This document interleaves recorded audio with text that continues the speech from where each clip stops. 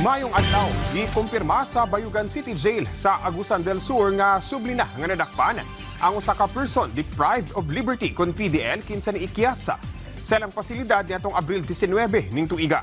Subling nasikop among PDL niadtong Abril 20 ning tuiga og dayong gikustudiya sa Bayugan City Police Office. Ang PDL giila nga si alias Jacob kinsa nadakpan niadtong Abril tuig 2025 tungod sa kasong anti-carnapping. Gipasalig sab sa ahensya nga kung mapamatud-an nga nagpasagad ang mga personahe nila, ilang pamtangan og administratibong silot og patubagon sila sa balaod. Gibutyag sab sa VJMP Caraga nga nakahimo na sila og mga lakang aron nga mas mapalig-on ang seguridad sulod sa ilang jail facility og malikayan ang susama nga insidente.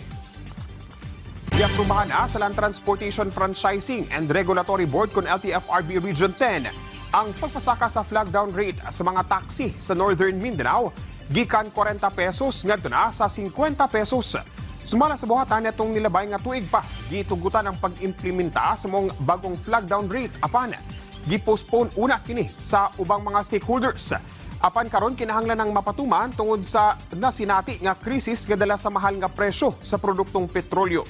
Karong semana gisugdan na sa LTFRB 10 ang pag-issue og fare matrix nga dunay naka-display nga 10 pesos increase sa flag down rate. Nanawagan sab ang ahensya ngadto sa mga pasahero nga sabton og suportahan ang mulo og hangyo sa mga taxi operators og drivers.